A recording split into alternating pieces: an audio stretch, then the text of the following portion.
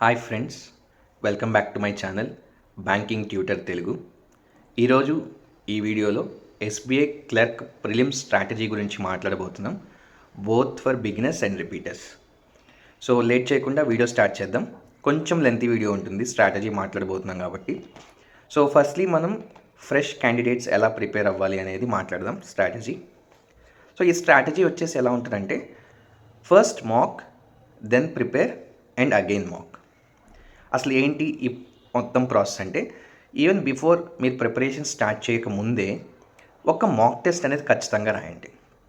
Generally ఇది ఎందుకు చెప్తున్నాను అంటే, మీకు ఒక ఐడియా రావాలి ఎగ్జామ్ ఎలా ఉండబోతుంది, ఏం సబ్జెక్ట్స్ ఎలా వస్తున్నాయి, ఎన్ని మార్క్స్కి వస్తున్నాయి, ఎంత టైం డ్యూరేషన్ వస్తుంది, ఈ ఫ్యాక్టర్స్ అన్నీ కూడా మీకు అర్థమవుతుంది.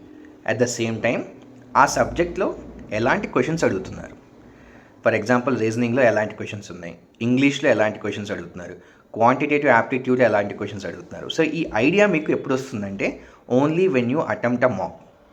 అందుకని ఫస్ట్ మాక్ టెస్ట్ రాయండి.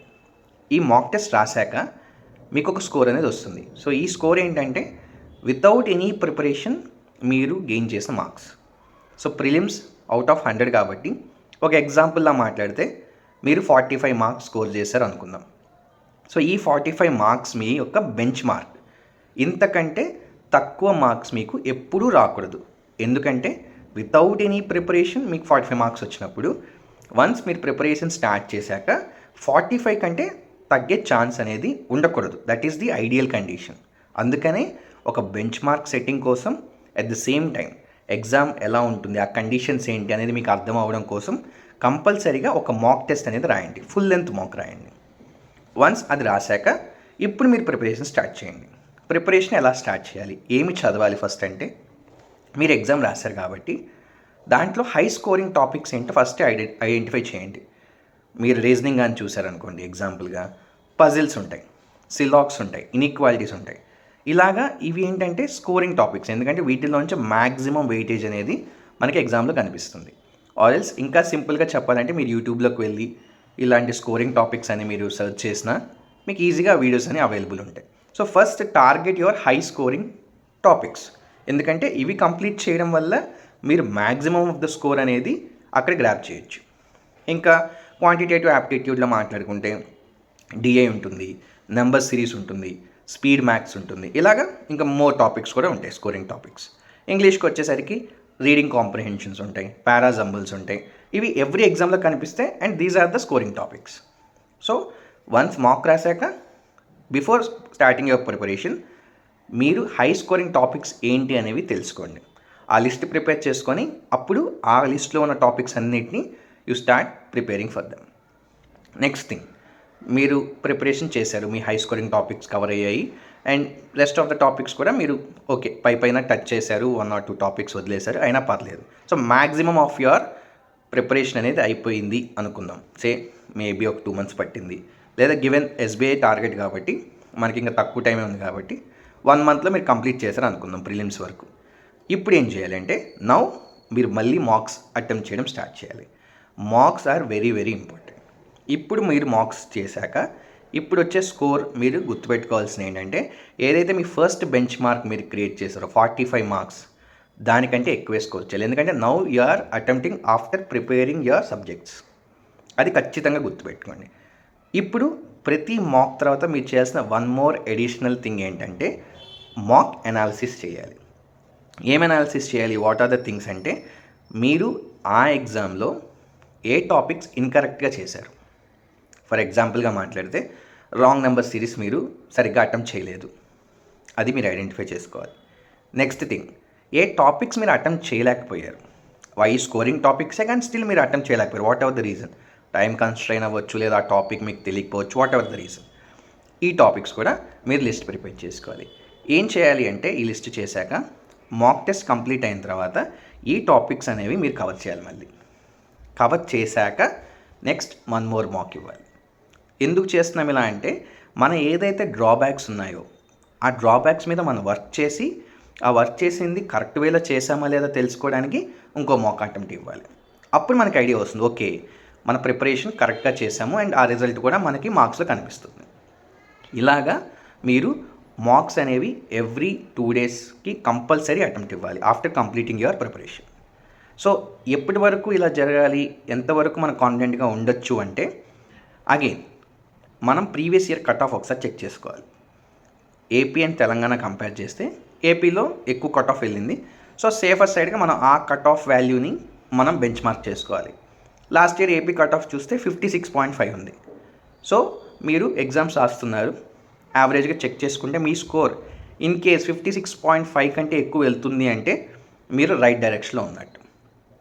స్టిల్ ఇంకొంచెం సేఫర్ సైడ్గా ఉండడం బెటర్ కాబట్టి 60+ అనేది మీరు టార్గెట్ పెట్టుకోండి. జనరల్ కేటగిరీ స్టూడెంట్స్ గురించి చెప్తున్నాను. అండ్ రెస్ట్ కేటగిరీస్ చూసుకున్నా కానీ ప్రిలిమ్స్లో పెద్ద వేరియేషన్ ఉండదు కాబట్టి 60+ అనేది మీరు టార్గెట్ పెట్టుకోండి. ఆ టార్గెట్ మీరు కన్సిస్టెంట్గా ఒకవేళ అచీవ్ అయ్యారనుకుందాం. సే ఫర్ ఎగ్జాంపుల్ ఒక 3 to 5 మాక్ టెస్ట్లు మీరు అటెంప్ట్ చేశారు ఆఫ్టర్ ప్రిపరేషన్ అండ్ కన్సిస్టెంట్గా మీరు 60+ స్కోర్ చేస్తున్నారంటే you are on a safer side. మీరు ఖచ్చితంగా ప్రిలిమ్స్ ఎగ్జామ్ క్లియర్ చేస్తారు. Now you can start preparing for the mains as well. స్లోగా మెయిన్స్ ప్రిపరేషన్ కూడా స్టార్ట్ చేయొచ్చు. దాని గురించి స్ట్రాటజీ మనం లేటర్ వీడియోస్లో మాట్లాడదాం. ఫస్ట్ ఫోకస్ అయితే ప్రిలిమ్స్కి బిగినర్స్కి this is the right strategy. మీరు ఇది ఫాలో అయితే గ్యారంటీగా మీరు హ్యాపీగా ప్రిలిమ్స్ క్లియర్ చేయొచ్చు. నౌ ఎవరైతే రిపీటర్స్ ఉంటారో, ఒకవేళ రిపీటర్స్ కాకపోయినా ఈసారి ఫస్ట్ టైం బ్యాంకింగ్ స్టార్ట్ చేసిన వాళ్ళు they already attempted RRB clerk రాశారు, పీఓ రాశారు, ఐబీపీఎస్ క్లర్క్ రాశారు, పీఓ రాశారు కాబట్టి వాళ్ళు కొంచెం ఎక్స్పీరియన్స్ ఉంది.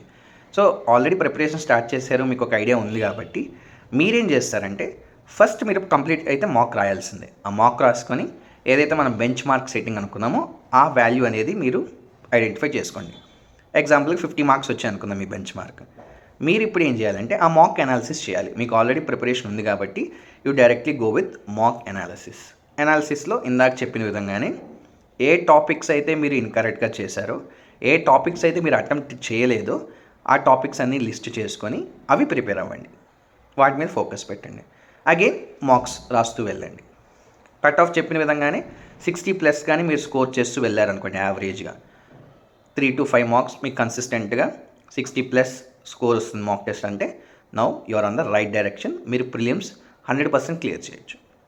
ఏపీ అండ్ తెలంగాణ స్టూడెంట్స్ గురించి మెయిన్గా మాట్లాడుతున్నాం. And then you can start focusing on your mains.